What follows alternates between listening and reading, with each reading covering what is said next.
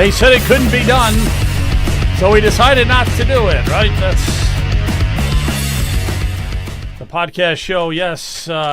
Woo! All right, tonight we got to talk MAGA Institute. I want to bring on our guest here tonight. Timothy Shea, how are you tonight, founder of the MAGA Institute? And, you know, tonight, Timothy, I want to just dive right in, if we can, and start talking about that John Bolton incident. It sounds like John Bolton has bolted. He wants to bolt out of here in the absolute worst way. I got a picture of him here. He's biting his fingernails because, yeah, he's nervous. That looks like a guy who's nervous, and he is very nervous. Now, let me just give a little background on this. I'm going to have you jump in here. So, CIA Director John Radcliffe provided Kash Patel access to intelligence in foreign sources information.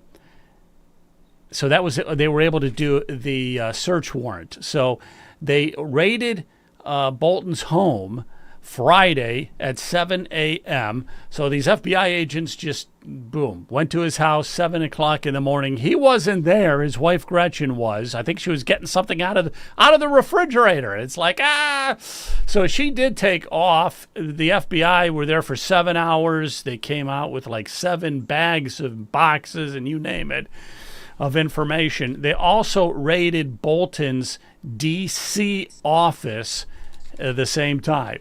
And they got a search warrant for that.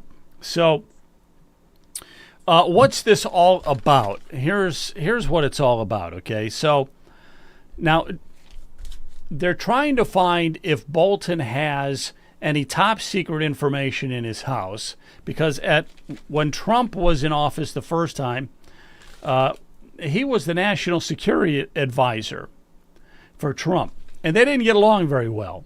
They didn't like it. Trump did not like this guy. He kept saying, "Cut that mustache off." Well, yeah, he couldn't stand it. But so they're trying to find out if Bolton has top secret information in his house, in his office. He was in contact with heads of states.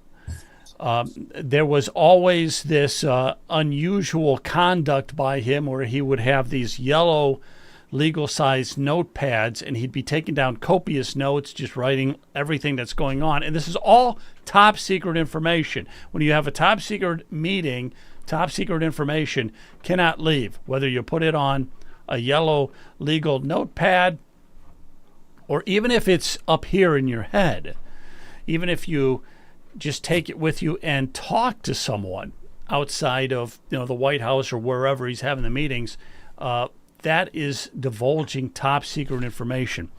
And it carries a very, very stiff penalty, like 20 years. All right.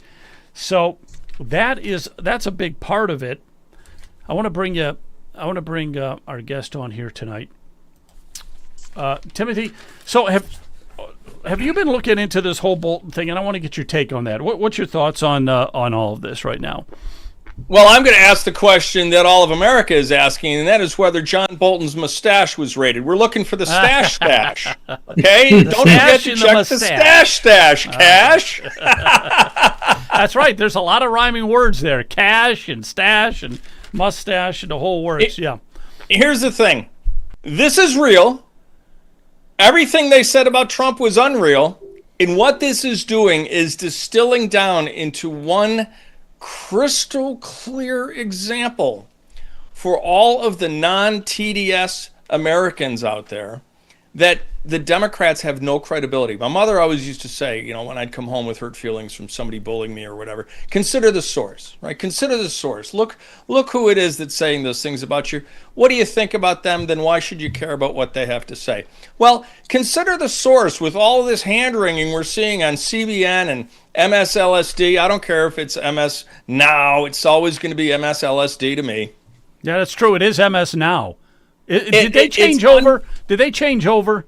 But they announced that they're going to change over. Okay. And look, the hypocrisy is just unbelievable. And I've seen so many TikToks and X and Insta stitches showing that was then, this is now clips of people saying, well, this is the process and no one's above the law. And now Trump has weaponized government. This is the end of democracy. Well, guess what? We want it to be the end of democracy because we have a constitutional republic and most emphatically not a democracy, Joe. I gotta tell you something here because, again, the guy looked pretty nervous and I showed you that picture. But here, let me just tell you what some of them were saying. FBI Director Kash Patel, he posted on X that no one is above the law, and he's referring right to John Bolton. Dan Bongino came on, and he said that the public corruption will not be tolerated. Attorney General Pam Bondi retweeted on X. She said, America's safety is not negotiable, and justice will be pursued. And President Trump, good old President Trump, they're best of friends, him and John Bolton. He said he's a lowlife, talking about Bolton, very unpatriotic, and that we're going to find out if he's got anything. We're going to find out. And it could be as much as 20 years in prison. So here's the thing. As we look into this, there's a lot of smoke because he did put out a book. And they're saying that some of the classified information, in that book could be classified, and he may not have been able to put it in there. So they're going to look into the book, and then he has all those yellow legal pads. This was when he was, director of security, national director of security, and they said that was very suspicious, But nobody ever caught on why he's taking all these notes because he's not even allowed to take a notepad home with him. All right, that would be against the law, too. But also, they got information from the IRS and the CIA. And the IRS is saying, we got to look into his finances. Because he's got a net worth, I think, of $6-8 million. It hasn't really been publicly made known, but it's high. The guy makes a couple $100,000 a year. I know he had in Washington, D.C., a couple $100,000 doesn't go very far. And they're saying that his overseas bank accounts don't make sense. They're like way too high, and his tax returns and all that just don't add up to what he should do. And that's the real issue, okay? The real issue isn't whether he has classified documents. Of course he has. Everybody in D.C. does. But they'll get him on that. But the real issue is that he profited off of it. And he's been spending an inordinate amount of time in our favorite country, Qatar, which is the leading sponsor of terrorism in the world after now that Iran has been defunded.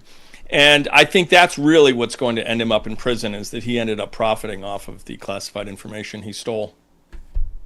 Yeah, because his net worth is very high, and again, he was living off of his paychecks from the government, as all of them are. Now, I want to ask you this question here. I think that this is just the tip of the iceberg, that he is the first guy. I think Trump's got like 50 or 60 people that he is targeting. This is the first one, and he's not going to fool around. And what do you think of that too? Would you agree with that? This is going to be like the first one. He's got 50 or 60 more that he's going to start targeting congressmen. Well, somebody commented on X, I wouldn't care if Bolton got off as long as he flips on those above him. And I said, I do. I think they've got all the goods on everybody. I don't think anybody's getting a deal. I don't think there's going to be rolling over on the higher ups. I think this is going to go all the way to Obama, and that entire chain is going to prison. Well, okay, so I don't know about Obama, right? Obama, is he kind of insulated from going to prison as, president and all that? But some of the lower heads, like Comey, Trump wants Comey. He wants Brennan, if you remember these guys from his administration. Brennan, Clapper. Clapper always, to me, looked kind of strange. Let me just stop you there for a second, Joe. It's not that he wants. Of course he wants. We all want. It's not that we want. It's that these people committed crimes. And you ask if Obama is insulated, he's not, because what we're talking about is a seditious conspiracy. And presidential immunity only applies to acts of office, not to crimes. And participating in a seditious conspiracy is probably the biggest crime you can commit against the United States. Right. Okay, so if there are others, I want to ask you this too. If there are others who are involved, and there are, I mean, the congressmen, congresswomen, they all are living off of a government salary. Yeah, it might be a couple $100,000, but all of a sudden their net worth goes up $6 million overnight almost, it seems like. Some of these people have so much money, and a lot of it is stock trading and things like that. I got you, but there's probably kickbacks, you name it. All right, there's a lot of them. Is he centering on Bolton, do you think, so that Bolton will start to squeal, that he'll start to get loose lips and start talking about others, and that's the way the FBI works, isn't it? That's what I'm saying, though. I don't think they need that. I think they've got everything they need on everybody, okay? Between if you've got John Ratcliffe cooperating with Pam Bondi and with Kash Patel, they've got everything that they need, okay? And add Tulsi Gabbard into that mix. I think the reason they went after Bolton is because Bolton is the prototypical DC insider, the man who's always been around the fringes of various administrations and profiting off of it. I think they went after John Bolton to send a signal to all of the deep state that you're toast, the gig is up, the gravy train has ended. I got you. Okay, we're going to switch gears here in a second. We're going to talk about some of this redistricting for a minute, but I want everybody to subscribe. If you are on Rumble, subscribe, and if you are on YouTube, we got to build up the algorithm, so make sure you subscribe. If you're on YouTube, please subscribe. It is massively important. It's the only thing I care about. I don't care about anything else. Subscribe so we can build up that algorithm. I want to go into some redistricting for a minute. Texas, it looks like they're going to put 5 more seats into the Republican category for Congress. They're going to redraw their maps, redistrict it, and it looks like about 5 more seats will be taken from the Democrats and given over to the Republicans. Trump goes and gets a hold of Governor Abbott and says, you've got to do this. You've got to do this. And we looked at some of the gerrymandering. I think you said it was gerrymandering. We looked at some of that, like in Massachusetts. We have 46% Republicans and 0 Republican congressional seats. They have gerrymandered that state. They've taken Boston, and it's just like these snakes that just keep going out so that, Well, Massachusetts is the home of the gerrymander, and it's not just Massachusetts. It's a good 10 or 12 states that are like this, that have I think there's 8 that have no Republican representatives, with anywhere from 46 in Massachusetts, as you said, down to about 30-something Republican registration. It's a real problem. And don't forget, these are the interim redistricting efforts, okay? Because when the next census is done, whether that's done ad hoc next year, which the president has indicated he'd like to have happen, and which I think should happen, or it's the traditional census that will be done in 2030, the numbers are going to be vastly different. We're already seeing different numbers. A friend of mine works for the University of Texas Health Center in Houston, and they've suddenly, Joe and Brian, noticed a whole lot of Medicaid appointments going unfulfilled. People aren't showing up for their Medicaid appointments all of a sudden, and they're no longer reachable by phone. So I think we're going to see a marked reduction. We saw last week 50 million. I can't believe we've got 55 million visas to foreign nationals out there. I would have thought 5, maybe 10, but 55, that's huge. They all need to be looked at. And with the illegals, I think that we're looking at a country that's back to 240, 250 million by the time the next census rolls around. Yeah, because you can't be counting all the illegals, and that's just going to help the Republicans drastically. Now, there's like a 220 Republican to 215 Democrat in the House, the Congressional House right now. So I think we have about 5-seat advantage over the Democrats. So if Texas gives us an extra 5, now Gavin Newsom, who went up 17 points in some survey or something to be the next president for the Democrats, to be their nominee for the 2028. So he's pointing his finger at Trump and saying, yeah, we're going to play that game as well. But I think that California can only come up with about maybe 5 seats. So if Texas has got 5, and they got 5. That kind of washes each other. But there's a lot of other states. Let me give you a couple of them. Indiana is thinking about drawing up so that they get another Republican district. Florida could draw up to 5 if they wanted to. Not sure they will. Ohio's got 2, and we definitely will do that. We've got 2, one in the Toledo area, one in Akron. Both of those districts we got our sights on them, and we're going to go for it, and we're going to win. Missouri also has a 1 seat. So when you add all that up, does that mean we're sitting pretty well for the midterms, or should we still be worrying? No, I'm not worried about the midterms at all. First of all, there's a long time until next November. Secondly, the president is not just asking the states with Republican legislatures to start governing like Republicans, because as we all know, the Republican Party would much prefer to get bent over the back of the sofa by the Democrats and then go squealing to Fox News with a spicy take and shoot off a fundraising email rather than standing up for we the people. You've really, I've always said I've never been stabbed in the back by a Democrat, but I'm like a porcupine with all the knives I've taken from so-called Republicans. We need to hold their feet to the fire, and that's one of the things that MAGA Institute does, is hold their feet to the fire to make sure they're governing according to America First principles. But it's not just the redistricting effort. The president has really reached out through his associates and engaged with the Republican state legislatures. Did you know there's an America First group among state legislators? So we've got state chapters of Make America Great Again, America First public policy, and the president is reaching out to the various states and saying, hey, you've got a Republican supermajority. What's with all this siding with Democrats? In one state, and we had only 10 Democrats vote for a bill which was really bad for our children, and 14 Republicans joined those 10 Democrats, right? What are 14 Republicans doing joining with 10 Democrats on anything that's going to be harmful to our children? So the president is really exercising his executive authority, and Gavin Newsom and other Pritzker and my horrible Hochul here in New York State are all squealing, saying it's dictatorship and whatnot. It's like, no, the president knows where the levers of power are.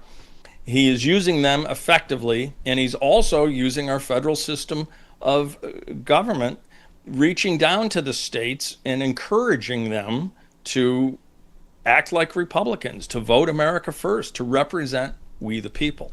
All right. Awesome. All right, we got a couple other guests here. I got to bring these guys on here before they fall asleep. Jonathan, how are you, man? Good to see you. Good to see you. Hey, good to see you. Oh, I get confetti. You get confetti tonight. We've also got Brian with us here tonight with the confetti. How you doing, Brian? Doing great. Thank you so much, Joe. Very interesting what Timothy has to say. Yeah. Well, it looks like Timothy left. I didn't want him to really leave. I should have. Yeah, I had some questions for him. I wanted to bring you guys on, and then I wanted to have a bigger conversation, but he did take off. Okay. Oh well. Well, if you want to continue the conversation, I've got some notes here to go over. I was making some notes while Timothy was speaking. One of the things to keep in mind as the left makes this big kerfluffle about the fact that we've got Trump and we've got people within the actual Republican Party, not the rhino, squishy uniparty types, but people actually working to try to solidify the Republican Party and encourage Republicans in the Republican Party. And oh my gosh, from the left, you would think that it's Armageddon and the world is ending because we're organizing around that. Well, keep in mind that Eric Holder was sent out into the world and actually has a spot somewhere, to the best of my knowledge, in Columbus, Ohio, left the Obama administration to go and do just that. So all that pushed to try and claim that the Republicans are terrible and gerrymandering and all that stuff, that all came from charged political rhetoric from Eric Holder and a bunch of people like that. So my point is that they have done for years exactly what they're accusing us of doing now, which is gerrymandering and then blowing all this smoke about how we do it. Which brings me to a key thing I think everybody should hold front of mind when engaging with media, social media. Always remember the first iron rule of Marxism, and that is accuse your enemy of doing what you're doing while you're doing it. I said it wrong at first. Let me say it again. Accuse your enemy of doing what you're doing while you're doing it. So if you're robbing a bank, you point at your enemy and yell loudly, "They're robbing a bank." You accuse them of doing the thing that you're doing. That's what we're seeing over and over again with gerrymandering and with all this other stuff. With top secret documents, they do it over and over and over again because it leads to confusion. Absolutely. Well, we do have another guest coming up here, Linda Harvey. Linda, you joined us, and our other guest left early. I'm going to bring you on here for a second. But before we really get into your whole thing with Mission America, right? Mission America, before we get into all that, I did want to bring something else up here, and that is I wanted to talk for a minute about Cracker Barrel. Get your thoughts on all this. Now, the stock just tumbled a lot in one day. It went down 100 million. That's a lot. So there's the CEO, the woke CEO lady. But let me just ask you guys, I'll throw this out to you. And let me ask you, Brian, do you know what a Cracker Barrel is? And any idea? Do I know what a Cracker Barrel, you mean the restaurant or an actual barrel? Yeah, they ended up, they took the name and they called it Cracker Barrel. And this goes back, 1969 was the first time they opened. Back then, it was one store, and they named it a Cracker Barrel because a Cracker Barrel is something. So I just wondered, a Cracker Barrel is in the 1800s, like the 1850s, they would put biscuits into the barrel, and that's how they transported it. They transported it in barrels. Seems like they transported everything in barrels in the 1800s. And so, like a restaurant would get a barrel full of biscuits. And then once they took the biscuits out, they had a barrel, and they would tip it upside down and become a table for them. So that's why you had that iconic old guy or whatever sitting next to the barrel, and it was called Cracker Barrel. I think his name is Herschel, I believe, if I remember reading that. Oh, could be. I have no idea what his name is. But anyhow, real fast, and Linda, you could even chime in on this too if you want, but this is like wokeism gone amok again, because what they've tried to do is just sterile the whole imagery of Cracker Barrel. So they got rid of the barrel, they got rid of the guy leaning on it. They've, what does it mean anymore? They've sterilized the stores inside. They're trying to change it all over. Oh, and by the way, I got to play this for you because they're more woke than you thought. So let's start with Nashville Pride. Yes, Cracker Barrel is a proud sponsor of Nashville Pride and have been part of it for over a decade, along with participating for multiple years in Evansville, Indiana's Third River City Pride event. This guy right here is Barry Starbuck. Barry Starbuck. Even made LGBTQ plus rocking chairs for these Pride events. The same Pride rocking chair that they put front and center in their Tennessee corporate office. Okay. So, as you can see, they've been woke for a long time, and it's just probably finally gotten to the point where they just want to change the whole image. So they were woke before Bud Light then, is that what you're saying? Well, I guess so. But that didn't work out too well for Bud Light either. No, they lost $1 billion in sales. So Bud Light lost $1 billion in sales. $1 billion. Now, that's not market value. We're not talking about the stock price dropping or whatever, which is, we're talking about just sales in general. $1 billion. That's not good marketing. That was not good. But when you go woke, you go broke. That's what happens. That's what happens. Let me bring Linda. How are you here, Mission America? Do you have a thought on?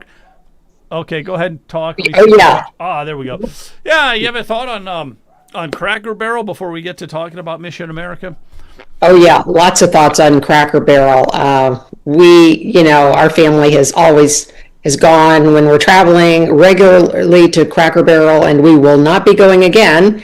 Apparently, they've been working for years with the Human Rights Campaign, and everybody probably, many people will know that that's the largest homosexual, transgender rights group in the country, behind the same-sex so-called marriage and all the, homosexual rights policy moves. And they have this corporate equality index, which is what they've used to pressure companies to come alongside, to give money, to start big PR in their favor. Things like a rocking chair that's painted in the rainbow colors. That's the kind of thing they're looking for. And so I guess this gal who is their now CEO has been on the Human Rights Campaign board, as I understand. So there's a lot of, it goes back a ways, that there's a lot of this woke nonsense. And of course, they read everything through an LGBTQ or a racism lens, seeing things that don't exist and making it up as they go. So they believe Cracker Barrel is racist, and there's no evidence of that, at least not in 2025 or any time close to now. Well, it certainly didn't start off with this wokeism, and it's unfortunate because, as we've been saying, you go woke and you go broke, and you look at Bud Light and some of the other ones, even with the baseball teams. I mean, it's my Cleveland Indians. What was so freaking horrible about saying Cleveland Indians? I'm part Cherokee. I find nothing offensive about Indians as a team name. I mean, come on.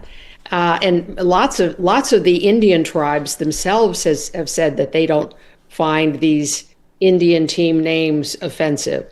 But, they're not interested in the reality of things. They're just interested in making a point.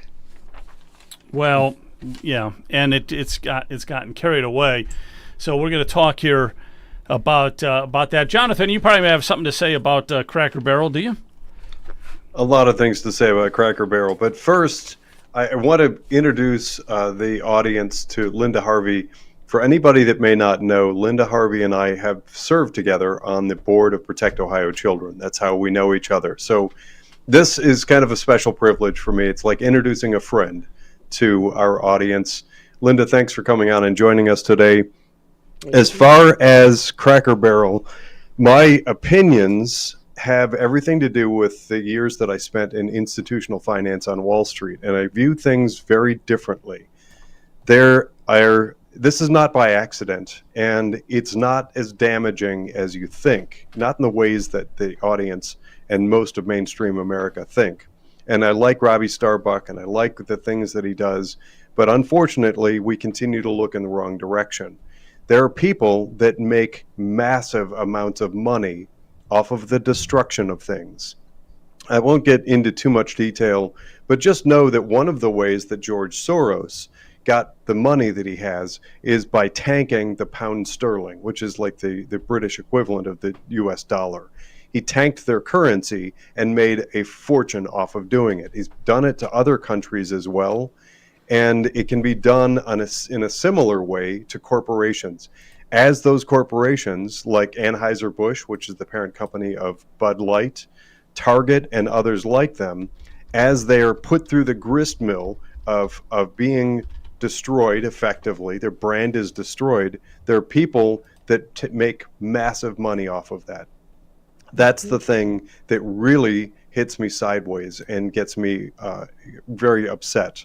I post on these things because the thing to know, our audience, friends, is that by them getting rich, they're taking the money from you. So when you have things like mutual funds that hold stock in Cracker Barrel and things like them, when Cracker Barrel tanks, that's money that it's subtracted from your retirement accounts, things like your IRA and 401k.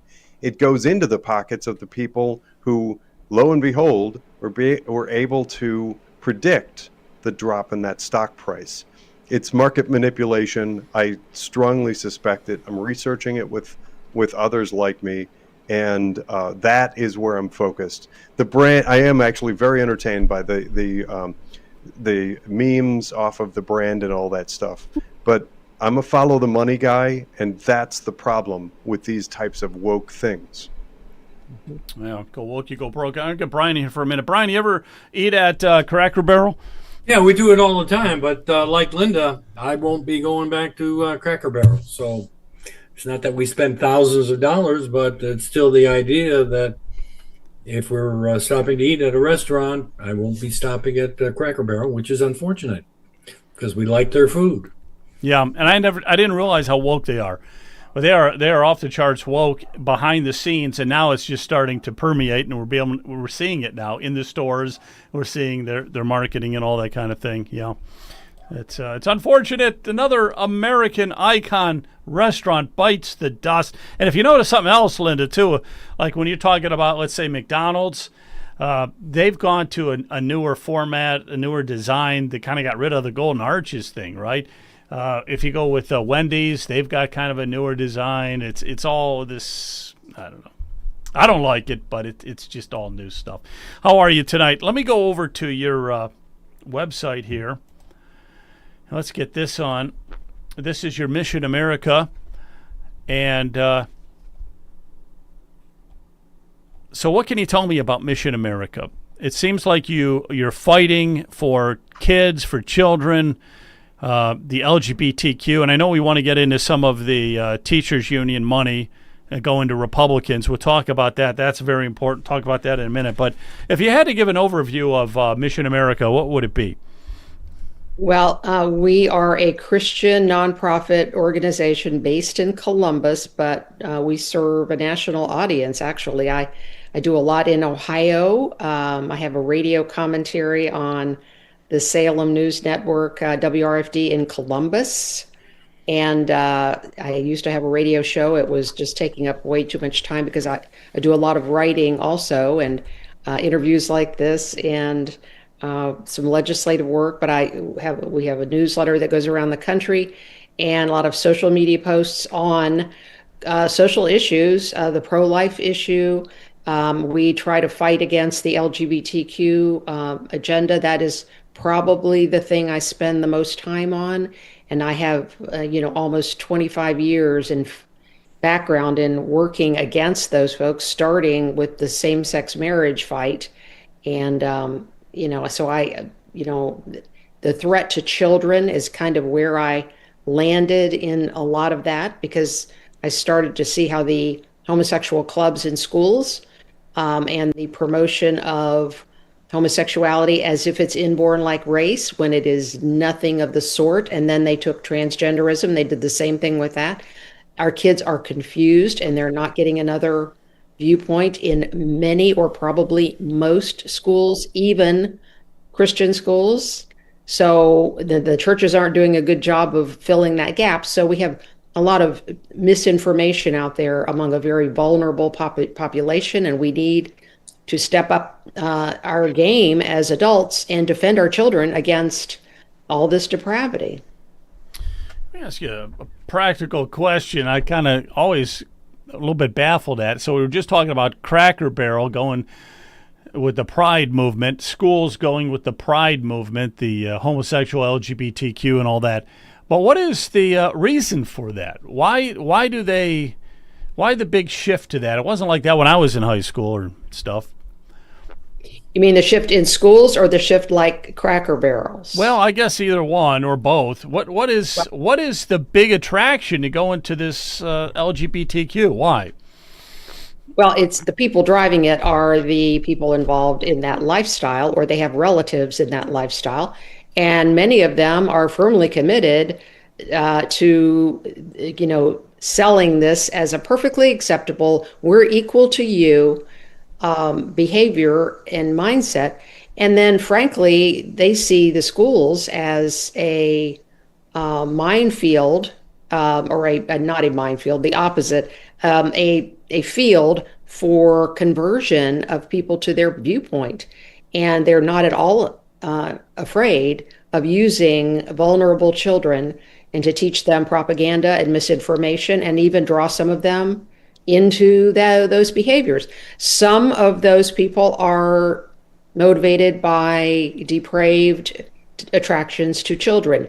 Not all of them are. Many are motivated simply because they have a crusade, so to speak. It's not a crusade like we would think, and they just want to sell it. And we've been very bad about cutting off their access to children in the schools, and we've got to be more clever. And then, so one of the things we need to do is to have more information, and that's been something I've been trying to work on for 25 years.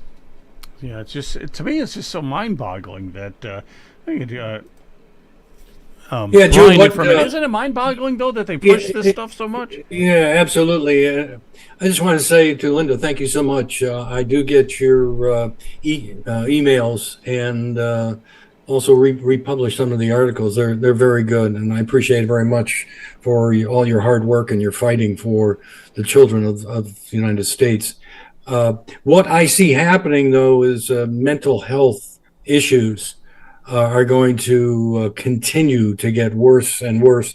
And there's going to be a lot of people that are going to make a lot of money on mental health. We see that, just in Lake County itself, the number one company that gets the most money from the Lake County is a mental health, institute. So it is so depressing to me when they're using the children and doing what they're doing, and what it's doing is the breakdown of the family. I think ultimately it's a destruction of our society and our freedom and liberties. It's all planned, and unfortunately, many of the average citizens are just going along. They're afraid, they won't push back, not willing to stand on the front line. But Linda is doing a great job in that area, as Jonathan did too.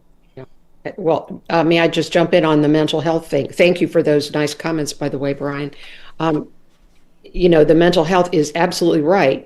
There is a crisis in our country, or supposedly a crisis. I do believe there is one. We've got two things going on: an actual crisis and an overdiagnosis problem, because people are making money in the school systems on overdiagnosing, and then voila, they have this solution to the problems.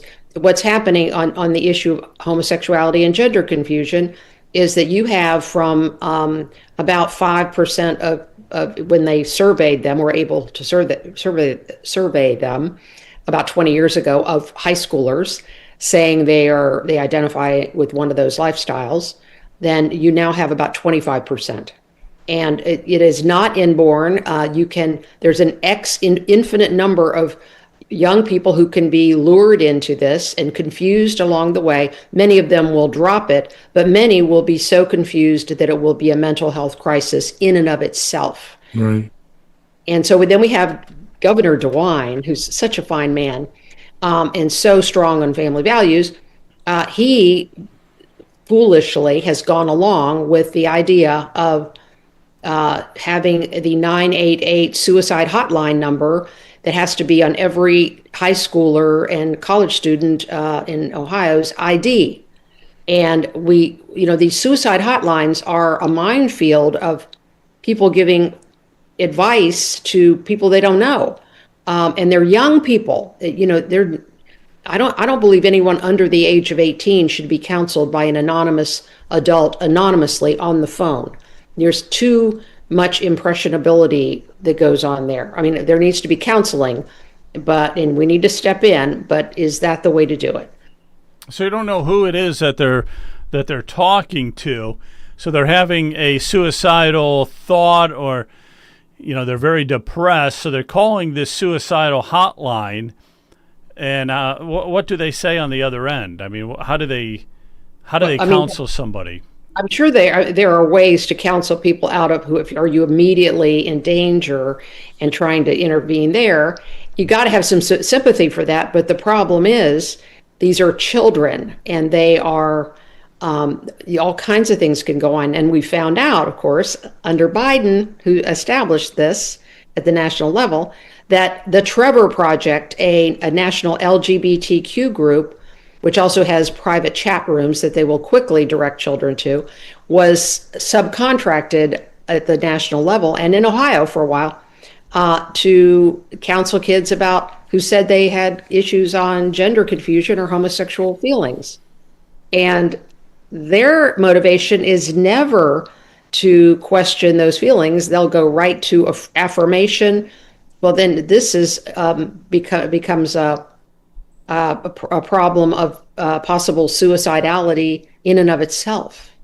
Oh, I got you. I know I got you there. I didn't think of that, but yeah, because if you're depressed and you have somebody on the other phone line that's talking to you, and you're going to warm up to that person. If you're a kid, you're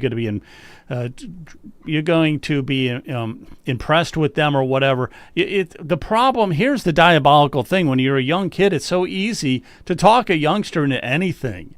It really is. It's sad that they would go and pick on the most vulnerable like that. Jonathan, do you have any questions or thoughts? I do.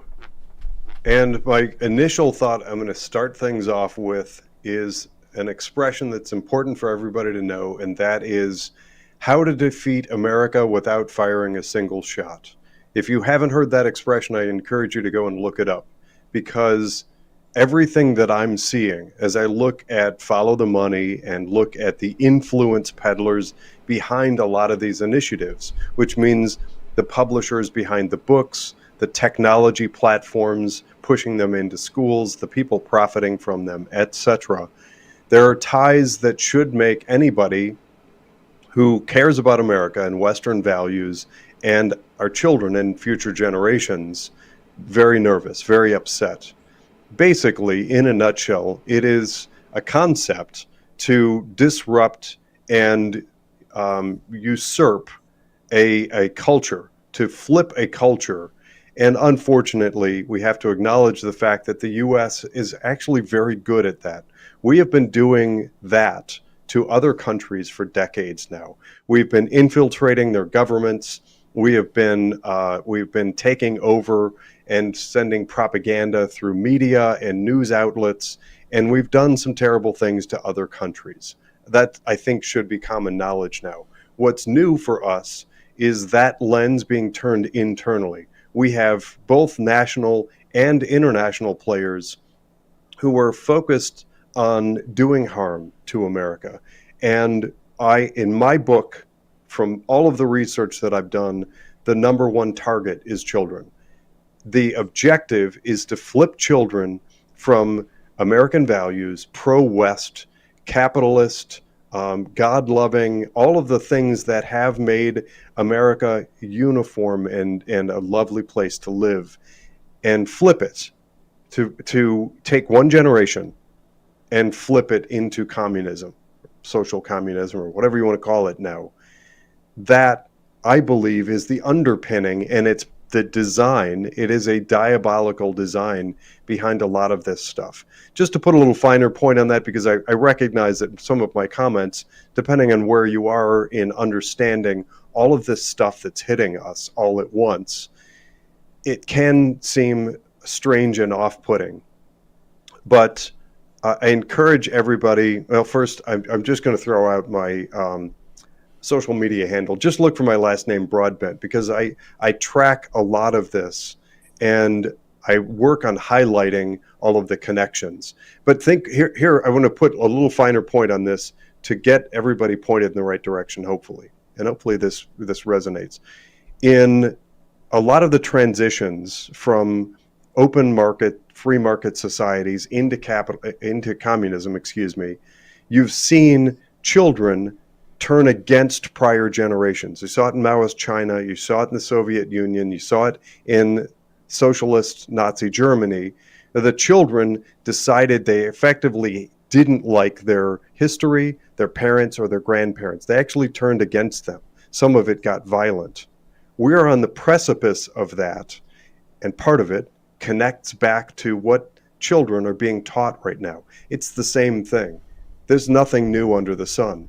This is the same thing that's being done to American children that was done in Soviet Union and in Maoist China and in the rise of Korea and many, many other places. That should terrify people. It should get people, more people should be awake to what's really happening here. Yeah. Can I jump in? Because they're exactly what you're saying is what's going on. And when you asked that question, Joe, about what's the motivation, I didn't go here because it's too lofty, seemingly too lofty a reason. But from what I've seen, the LGBTQ motivation is because they hate so many of them hate their own background and parents. They hate Judeo-Christian heritage. They hate God. I mean, let's get down to what's really going on, or up to what's really going on. They hate God the Father, but they don't really have a grasp on the level of that hate, and that's what's motivating them. But that is truly what's motivating them. And so when you see that the LGBTQ folks are so also big on communism and socialism and Marxism and opening the borders and chaotic cities and so many of the things destroying our country through the progressives and the Democratic Party, it's because they're all linked by a hatred of authority, God the Father, their own heritage, and many of them are mentally ill. But it's mainstreamed now, and so they're allowed to play out their mental illness through public policy, social media campaigns, and that's when we see the destruction. So that's what's going on with our kids in schools. We were going to talk, I think, about the teachers' union's influence on the GOP, and there's the money issue. So we can get to that anytime you want. But okay, well, let's do it right now then. Okay, so I have a listing here of some of the GOP. Biggest recipients of the teachers union money, and I'll just go right down the list here. Number one, you have Gail Manning. Yeah. As numero uno. Tom Patton is number two. Scott Oschlager number three. Jay Edwards. I don't think he's with the State House anymore. No. He was number four. Bill Seitz.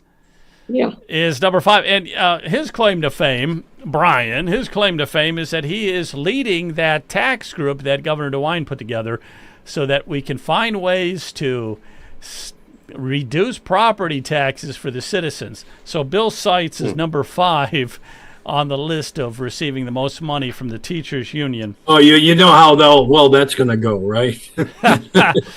Yeah, you put the fox in charge of the hen house is what you did there. Right. So just so everybody knows, Bill Seitz, and that tells you where DeWine is, and that is not by accident either. Absolutely not. Nathan Manning is six. Number 8, Teresa Gavarone, kind of surprises me a little bit. Jason Stevens, he's still there, but he used to be Speaker of the House. He's number 9. And then Don Jones makes up number 10. Okay, so Linda, what is this telling us when we look at these GOP and they get all this money from the teachers union? What's that tell us? It tells us that even our Republicans are willing and able to take money and listen to the insane, and I truly mean insane, demands of the teachers unions. These folks are, you take Ilhan Omar and Jasmine Crockett and AOC and roll them all together, and you've got the same voice as the teachers unions. Only they're in charge of our schools and our children, and people think they're there to do good for children, and they're not. They're there to transform America through the Democratic Party and a few willing Republicans, because they just want to bend you just enough on the right committee. So Gail Manning, at the top of this list, when she was on at the high end of the take here, was chairman of the House Education Committee. And then Nathan Manning, I believe, is her son. And so anyway, so you that's what you get. You got to watch these liberal Republicans. Like, again, Mike DeWine has done so much damage. They do so much damage when they are on the take, and they won't stand up when they need to at critical points. And it's our kids that are suffering. Well, no, I agree with you 100% there, especially with the DeWine, because he vetoed 67 line items out of that last budget, and 4 very good property tax reforms were vetoed. So we could have done something, but he vetoed it. We even talked to some legislators who said, I didn't agree with everything that was in that bill, but at least there was some property tax relief for the citizens. So I kind of bit my tongue, bit my lip. I said, I'll vote for it, knowing that there would be some property tax relief, and then he vetoed all that. So some of these legislators, they're mad as hell about all that. So what if the money is going to a state representative like it is through the schools? Tell us, for us who are very naive, like, how does that benefit the school? If it's going to a state representative for the schools, well, this is through the OEA, Ohio Education Association, which is the branch of the National Education Association, and the OFT, which is the branch of the American Federation of Teachers. Their primary purpose is lobbying and public policy. That's what they spend the bulk of their money on. So when teachers give dues to the OEA and the NEA, and they're no longer mandated that they have to do that, but many do not know that still, and don't know that they have a choice. They don't know that their money is going toward shaping public policy for values that many of them would abhor. Now, we do have many liberal teachers out there, but we have many who are not in the public schools. And so when you see this happening, what you need to do is realize that politicians are being shaped, and unless you've got some really solid conservative Christians with good track records who aren't taking money from the teachers' unions, your public policy is going to bend toward this enormous political power they can bring to bear. They can make your life miserable, for one thing. They can grease the skids for you, but they can also make your life miserable if you don't do what they want you to do. Through social media, they run all over conservative school board candidates, for instance. I know a number of cases here in Ohio where the local union, teachers union, paid a lot of money to put out smear campaigns that were total lies for the conservative candidates. Okay, that's let me just go around the horn for a quick question, and then we've got to get to our next guest coming up at 8:00. But Brian, a quick question for Linda. Yeah, Linda, would you agree with my statement that the basic problem that we have is that we're ungodly, uneducated, and immoral society, where seemingly that the churches no longer have the influence or pull that they once had on our citizens? Would you agree with that? Absolutely, 100%. If the churches stood up, and we have some pastors that are excellent and they are standing up. I think of Jack Hibbs, for instance. I think of some of the pastors here in Ohio. Wonderful people, but way too many won't say boo about any of this. Even if they believe it, they won't talk about it from the pulpit. They won't educate their congregations, and we're suffering greatly. Gotcha. Agree. Hey, Jonathan, you got a question? As an indication, and I'll open this up to Linda's comments. She and I share a lot of the similar perspective.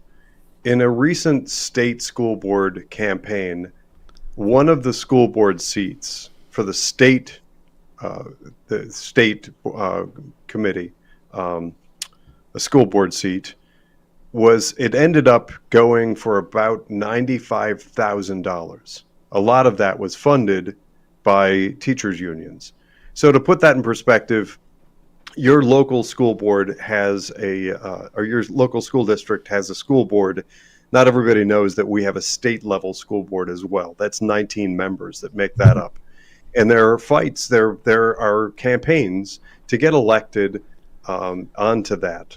It gets a little bit complicated. Some are elected, some are appointed. But the point is that for a long time, there were huge battles to fill those seats And many of us who really care about the quality of education in Ohio pushed really hard to get common sense, good Americans, education first Americans into those seats. You can't compete when there's a $95,000 headwind. There's no rank and file mom, dad, grandma, or grandpa who can step in and run a kind of race that can compete with $95,000. My reason for bringing that up is I believe that sort of spend highlights the importance that the far left puts on school board seats. Linda, do you have a comment to that? Yeah, they absolutely do. And they have the manpower and the money and the social media connections and the mechanism. They have the whole framework set up to plug somebody, to cover up their faults, and to make the opponents' lives miserable and to lie about them. And this it's a machine. It's a huge machine. And the only thing that's going to overcome this is I really thankful for so many things the Trump administration is doing in cutting funding. And also at the local levels, a lot of people are waking up. So that's a really positive trend. Yeah, they're waking up because of groups like yourself here, Mission America, getting the word out on all this. So here's your website again, Mission America, and encourage everybody, go to it, read it up. You got some great articles here, and it's very important. It's very important. It's like the most important thing. We got to protect our kids. So thank you very much, Linda. Thank you, Linda. Thank you for coming Well on done. tonight. Got the Thank confetti. You got the confetti. Wow. Thank you again. Yes. God Thanks, Linda. bless you. God bless you. All right. Way to go. Way to go. Well, we're going to bring on this guy here. Look at that, Josh GOP in person. Sort of. Sort of in person. How you doing tonight? It's good to see you, man. Doing great. How are you, sir? Very good. All right. We got to talk here because you are strong in your MAGA values and Trump, and you're relatively young. You're only 19 years old, so that's a Generation Z, which I want to say thanks for coming on, because anytime we can get somebody from Generation Z on, I say, bring them on. We want them. I got to hear what's going on with the newest generation out there. And also, and maybe we'll start it off this way. You're running for State Central Committee, correct? Give me details on that, okay? And give us a little background on you, where you live, and a few things like that too, okay? Oh, perfect. Well, thank you for having me again. It's been a long time, been too long. Might remember GOP Josh. That was my shtick for a while there. I'm from Madison County. I'm 19, a college student. I've been involved in politics since I was 14. First, I interned for the ORP when I was young as a door knocker, knocked on over 10,000 doors for President Trump and conservative candidates. So I've definitely done the elbow grease side of all the politics sort of thing. Kind of transitioned more recently into a consultant on certain small district campaigns meant for like county commissioners, township trustees, and stuff for races that are mainstream enough that need attention, but for conservative candidates who might not have all the big money funding, especially in these communities where there's a lot of big corporations coming in and kind of buying up governments.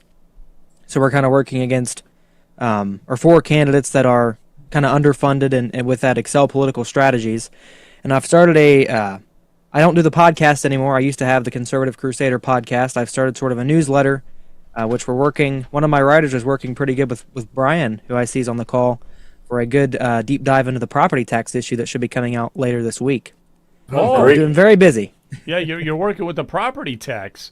This guy right here is the property tax man. That's what we have billed him as. So yeah, if you got any property tax stuff, I'd like to hear about that, Josh. So now you're running for State Central. Give me a little info on that too. So what made you decide to do that? And I'm very, very glad that you are, by the way. But why? Yeah, well, I appreciate that, and the reason I decided to run is because I'm in District 3, which is Madison, Pickaway, and then the southern portion kind of loops all the way up around to Canal Winchester of Franklin County. And my current male representative, well, not current anymore, he's resigned, but the person that had this seat until a couple weeks ago had not been to a meeting in a long time, I've never actually met him, and I've been very, very involved in Madison County politics, and he's never been to a Madison County meeting. I've spoken to people in Pickaway. He's never been to a Pickaway County meeting. And so not only did I think he would be easy to beat, because I'm not really in a race to lose, I want to win, and I'd take a hard fight, but he'd be kind of easy to beat because he doesn't really campaign, but also he doesn't do the job. So I was going to run in May. You're on Central Committee, Joe. You know, there was one seat open during the Vivek endorsement meeting where there was one person in the whole room, 66 people. 65 of them were there either in person or virtually. The one open seat was my former state Central Committee member. He wasn't on Zoom or anything. If you miss too many meetings, and it's a small threshold, a couple, 2 or 3, I think you could be ousted. So yeah, you should have an easy victory. Who is your current sitting male for the State Central Committee? Who is that?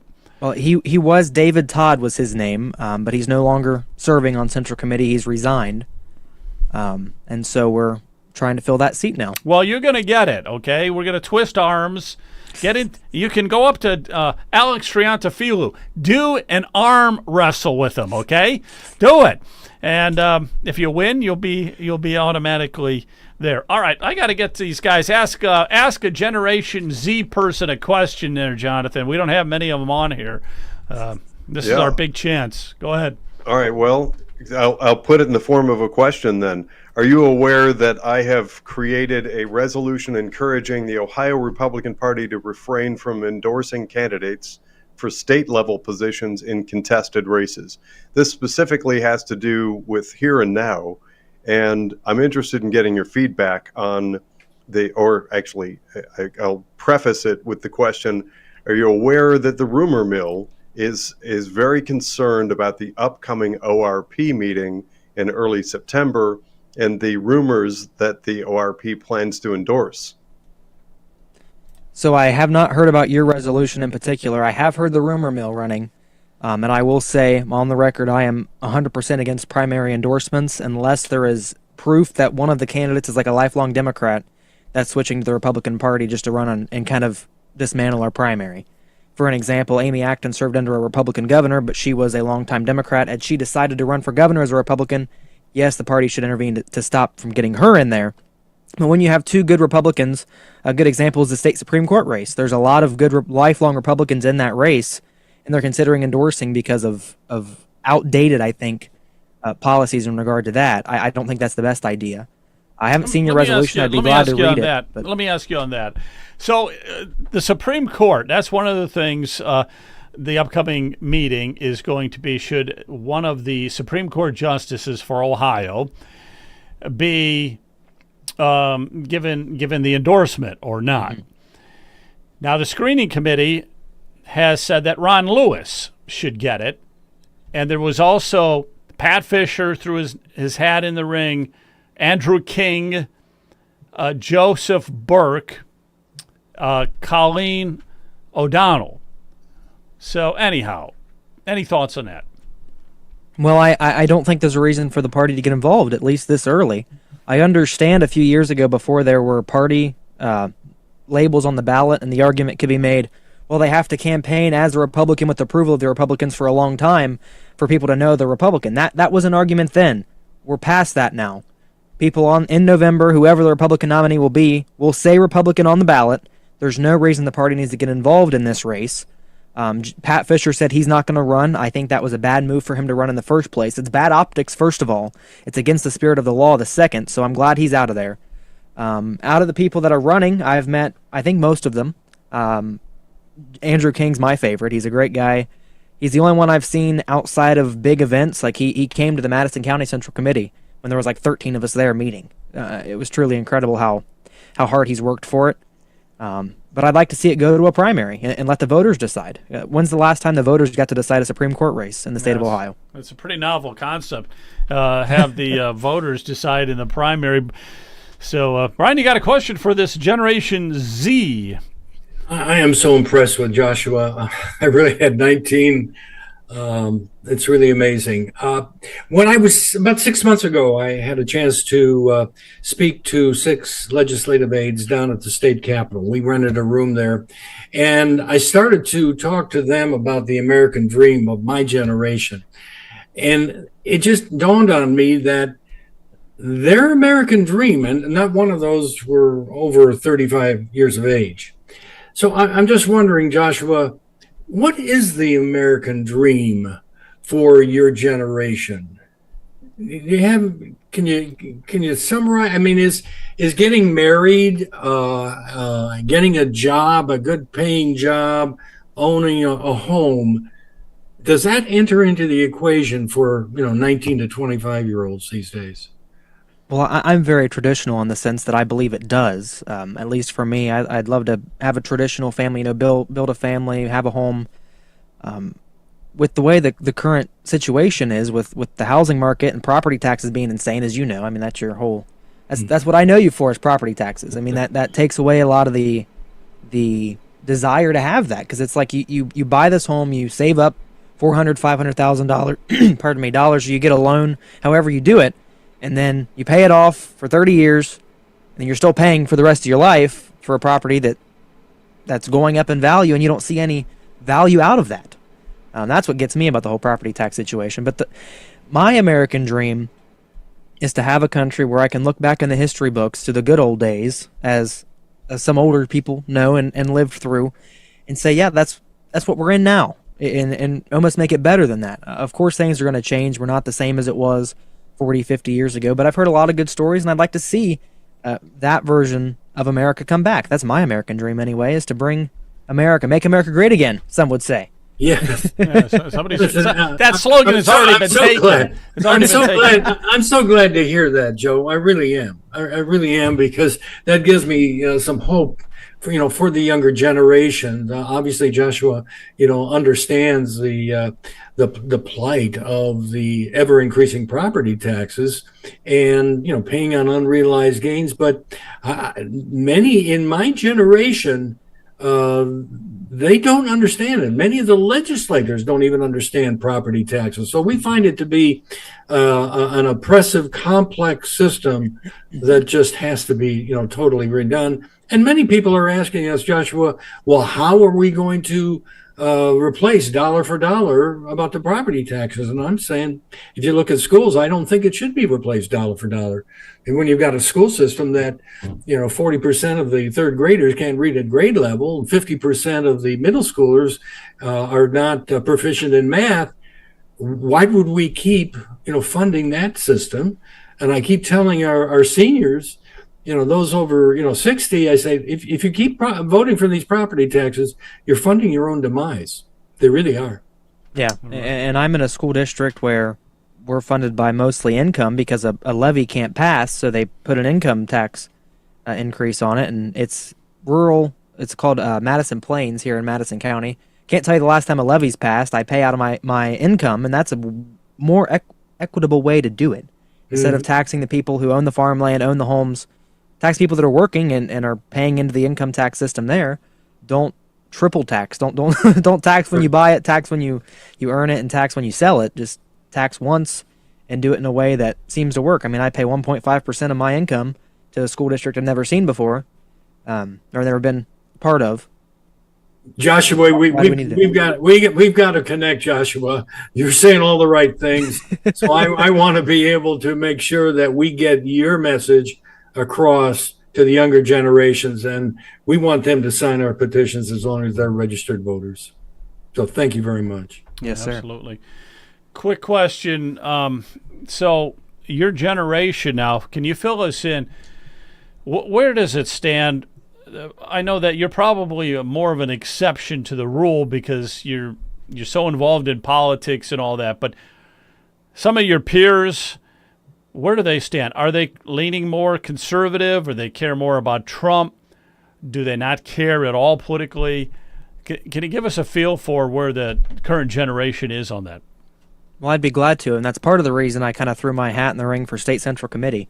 According to my notes here from the letter I wrote here, let me pull this up.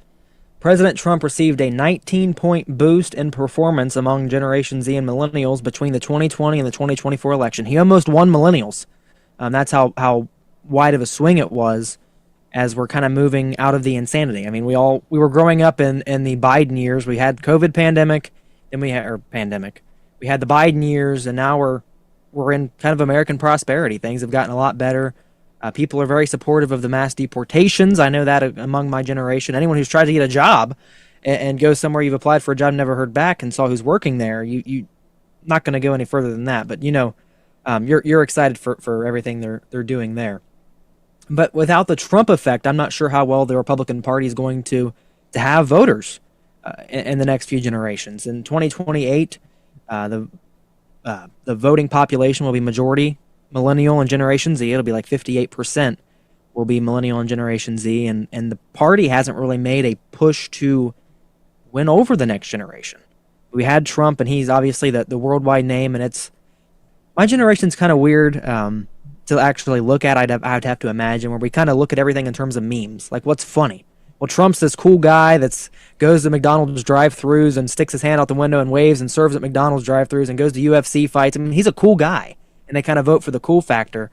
But when it goes to, I don't know, a random generic Republican versus a random generic Democrat, we don't have a system to win over the young people. So I'm not exactly sure how to work with Trump not on the ballot. That's amazing.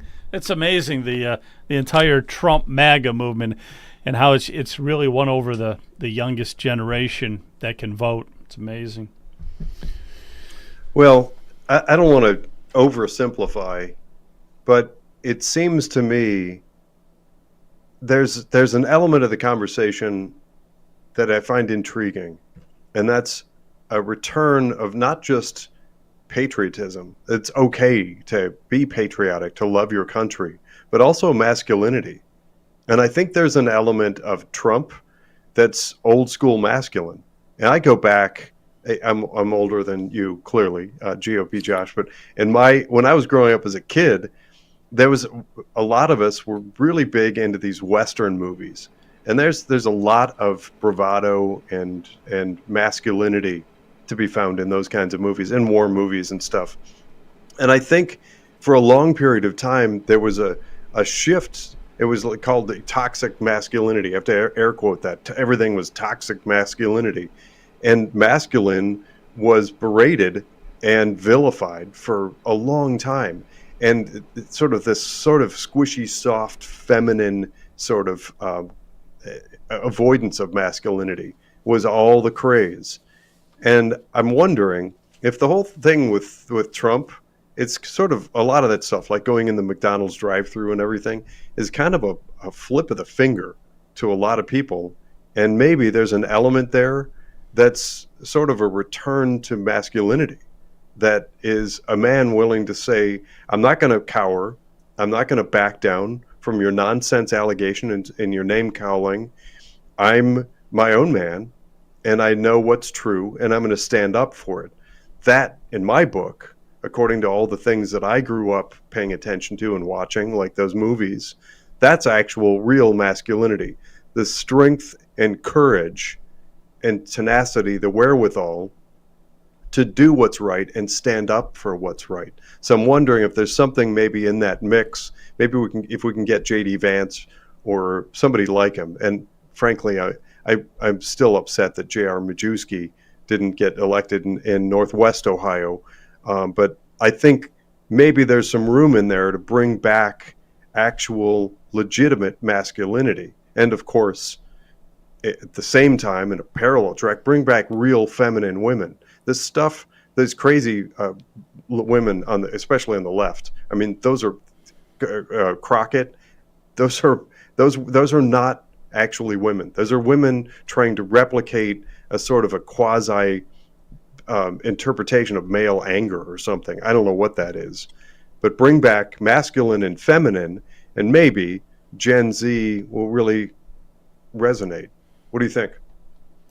Well, I hadn't thought of it that way before, but I completely agree with everything you're saying there. And a big part of that has been kind of the school system that's meant, I don't know how to describe it, kind of taking away the masculine and feminine roles. I mean, you go into a school hall and it's crazy. You've got people who there's no dress code anymore. There's pink, crazy hair, whack job. I mean, you can look at half of these kids, even in high school, and you don't know if they're a boy or a girl until you talk to them. And it's, I mean, there's no traditionalism left. I don't exactly, I haven't thought of it the way you're talking about it now, but it's crazy how there's absolutely no binary roles left in society. The more you talk about it, the more I kind of get shocked by it. I don't really know what to say. Well, now I've talked to some younger people that nieces and stuff like that. But I've also talked to other people, grown-ups and stuff. But is there a shift in, like, let's say Christianity? Is there a shift in the Generation Z more towards God? Because I've read, and you told me if it's true or not, that there's a bigger hunger now for, like, the Bible and prayer. Because I don't know, you're hungering for it, or this generation's hungering for it. Is that true or not? Well, there's been a lot of sort of, they call them youth groups, that go around and multiple different ways to learn about God and the Bible and worship together. I know in Columbus there's something called Run with Christ, where there's like a run group that does a Bible study, and then they go run like 3 miles, and they kind of all fellowship together. And it's something I don't think's really been as prominent before, where it's social groups that are biblically founded, and they worship together and they learn about God together. And it is, I think, drawing more people to Christianity, because there's people who are like, oh, I wonder what this thing is, and then they learn and they get more involved in it. It's more than just the traditional church atmosphere, which can be intimidating to a lot of people, where it's more of like a social, casual relationship with fellowship in the Bible, and it's really cool to watch among my generation. All right, one other question. Is the LGBTQ, are you guys embracing that, or are you putting up resistance to it? What's your thoughts? There's a lot of mixed signals on that from everyone. I mean, I'm not, pardon me, I'm not really into all of it, but you never know what the next person's going to be, and it's not really a discussed thing. It's either you are or you're not, and you associate with those people, or you don't. It's not really a cut and dry issue. All right, we're going to go around the table one last time. This is your chance, talking to a Generation Z. Yeah, like I said, Joshua, we've got to get together. I'd be glad to drive down to your area so that we could talk, because we would like to be able to reach your generation and a little older, and not talk to just 60-year-olds. And the other thing I'd like to do is I'd like to compliment your mom and dad. Yeah, they did a great job. Great job. Yeah, they did a great job. All right, Jonathan, I'll let you wrap it up. So this is my perspective. If watching what I've been watching the last 5 years, I think we have this in the bag for Gen Z. Here's why. We at the meme war, we won it decisively. It's like 97-3 in the meme wars. And if the meme wars translate to social media, which is where I believe most Gen Z are spending a lot of their time, I think we just need to keep that up. My perspective is, just watching stuff like what's happening with the kind of the culture war that comes out of the meme wars, and the outrageously hilarious backlash against Cracker Barrel. I think it's spectacular, and I think we just keep going. And hopefully, in my book, more strong characters like Trump step forward and are interesting and compelling to Gen Z. Is I think that's what's going to win it. Is just getting something that really makes a splash, that stands out, that isn't that just the nasty rhetoric and just the quagmire of old school politics, the fun of things like the memes, and just the will to fight and fight for us of Trump. I think that could win it. Yeah, without well, I agree with. Oh, sorry, didn't want to interrupt. Yeah, go ahead. Go ahead. I agree with that in many ways, and I also think that the party needs to make a more prominent role and present role in trying to get involved with young people where they are and tell them, hey, this issue that you're having, you can't find a home, you can't pay for this, we're going to try to fix that if you support us. And there's a lot of things. I mean, Trump did that. I mean, his no tax on tips policy is probably the most popular thing I've seen in my life. And the party really hasn't accepted any of that. And not to kind of go back to the state central committee thing, but that's kind of my focus at this point in time. Arizona and Michigan are both states that Trump lost in 2020 and managed to win in 2024. What do they both have in common? They both have youth advisors on their state boards, either an executive or sort of similar to central committee roles, where it's a young person who's selected by the central committee to work on discussing how to win young people, how to engage with young people, how to communicate to young people. And Ohio doesn't have anything like that. There's the national GOP has a youth advisory council where there's 13 or 14 young people.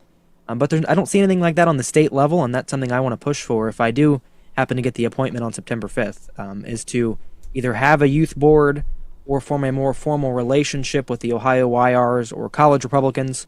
I know they put out a resolution in support, but that's not really a communication level. There should be where the chairman or the central committee communicate with young people and say, what does your generation want? What do the college kids that are here in Denison or Ohio University, the liberal kid, what is their focus, and how can we communicate to them that the Republicans are who's going to help them out in the future and to promote policy, not really directly help, but promote policy to advocate for their beliefs and some of the beliefs maybe not, but the things that are important for them, to live, work, and raise a family. How can the Republican Party communicate that to them? And I think that's an important thing the party needs to look for. Well, you know why the party hasn't found it is because there's nobody on State Central that's young. Okay, nobody. So I've been told. It's not a high priority. For somebody like me, let's say, it's not a high priority for me to be worrying about the college kids. It's just such a huge generation gap. It should be, because in 2028... Well, it should be, but it takes somebody like you. It takes somebody that age to step forward. I'll gladly support you, but people like me, I don't see us taking the reins on it and running with it. It would have to come from you, and that would be huge. That would be a huge asset for the party. We need that. We don't have the youngsters, which is why we're not reaching out to the youngsters. There's a correlation there. Right. Yeah. Yep, I agree with you there, and that's kind of what that's been my focus since I was 14 and knocking on doors. Is I've got other young people involved in knock on doors. I am the former chair of Teen Republicans of Ohio, which is kind of those teen organizations are weird. I'm not even sure if it's still formally existed now that I'm not a member. I'm not sure how that worked, but I'm working to try to get young people involved in the party and to realize, hey, this is a lot of what you want in a government and in policy. That's what the Republican Party is fighting for. And I know you said it's not really your top focus, but in 2028, like I said, millennials and Gen Z will be the majority of voters. If we don't have something fixed by then to make sure that without Trump on the ballot, we can win, not really sure what we're going to do as a state, because we're a solid red state until the voter demographics change, until all the young people go in that have been indoctrinated by school boards and liberals their whole life, go to voting. I don't know what we're going to do then. Well, I don't know what we're going to do either, but thank you very much for coming on tonight. I really appreciate it. So we've had a bunch of your... I got the confetti. Yeah, you got the... Oh, yeah. And, I can't find the audio. There used to be applause, so I'll just do this here, okay? We've had a few Generation Z guests recently, and all three of you guys have been outstanding. Yeah. Off the charts outstanding. So I thank you and commend you again. Good luck. Good luck with everything. Thanks, John. Thank you very much. Thanks, Josh. Good luck with it all. All right, guys. I think that's it. Have yourselves a great night, and we will talk to you soon. Good night. Great show. Great guests. Good night, everyone. Good night, Jonathan.